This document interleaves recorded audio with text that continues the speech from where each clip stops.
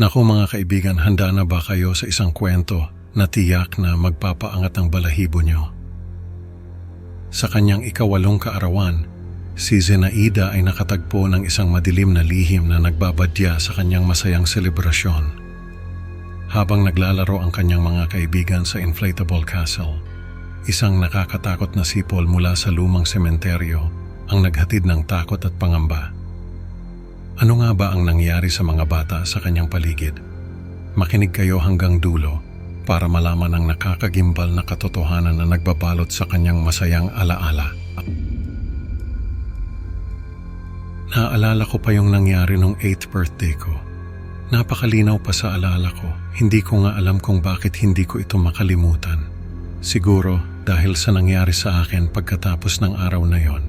Ako nga pala si Zenaida. 22 years old na ako ngayon, pero yung nangyari nung birthday ko ay hindi ko pa rin makalimutan. Nung 8 years old ako, ay masaya yung buhay namin. Ako lang yung anak ng mama at papa ko. Kaya lahat ng hilingin ko ay binibigay nila. Kahit nga yung mga bagay na hindi ko naman kailangan ay binibili nila para sa akin. Kaya naman, tuwing birthday ko ay talagang bongga yung handaan namin. Nung araw na yon ay sa bahay lang namin ginanap yung birthday ko. May inflatable castle sa bakuran namin at doon naglalaro yung mga kaibigan ko. Nung una ay masaya lang kami. Pero nung mga bandang hapon na ay may narinig akong sipol. Nanggagaling yon sa lumang sementeryo na malapit sa bahay namin. Nung una ay binaliwala ko lang yung sipol na yon. Pero nung magdilim na ay mas lumalakas yung sipol. Nung mga panahon na yon ay may kwento na yung mga matatanda sa lugar namin tungkol sa pamilyang bigla na lang nawala. Ang tanging naiwan sa bahay nila ay yung anak nilang babae na nasa estado ng shock at hindi na nagsasalita. Puno ng dugo yung bahay nila at wala nang iba pang nakitang bakas ng mga magulang ng batang babae. Nung tanungin yung bata kung ano ang nangyari, ang tanging sinabi lang niya ay, "Ipikit mo ang iyong mga mata, takpan mo ang iyong mga tenga." Ilang araw lang ay namatay yung batang babae.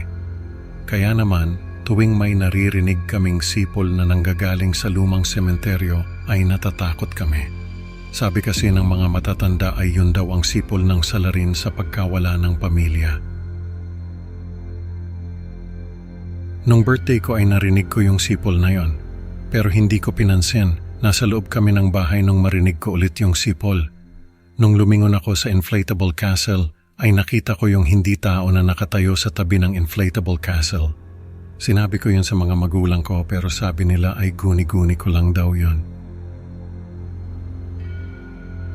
Nasa loob kami ng bahay at kumakain ng cake. Yung mga kaibigan ko ay nasa loob din ng bahay. Pero nung matapos kaming kumain, ay bumalik sila sa inflatable castle. Ako naman ay nanood ng TV kasama yung mga magulang ko. Bigla na lang kaming nakarinig ng mga sigaw.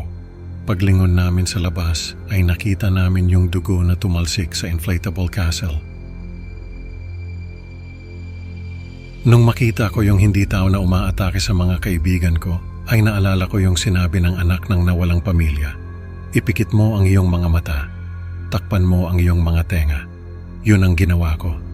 Kahit na narinig ko yung mga sigaw ng mga kaibigan ko, ay hindi ko binuksan yung mga mata ko.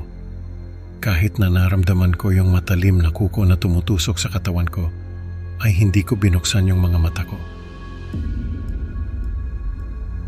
Sa sobrang higpit ng pagkakapikit ko sa mga mata ko ay halos magdugo na yung mga mata ko.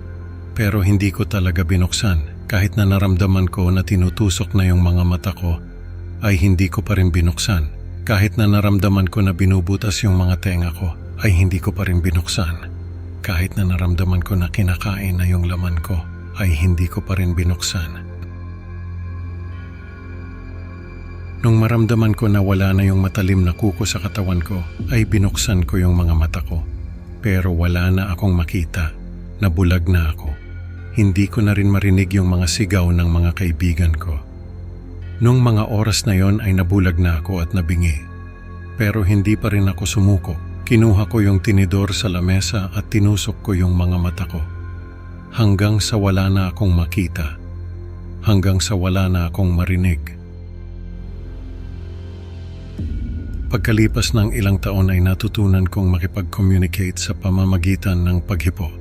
Tinuruan ako ng mentor ko na bulag at bingi rin. Sabi niya ay lahat daw ng nasa party ko ay pinatay. Hindi raw nila nakita kung sino ang salarin. Hanggang na ngayon ay hindi pa rin nila natatagpuan kung sino ang may gawa noon. Pero sa pamamagitan ng operasyon ay bahagyang naibalik yung paningin at pandinig ko.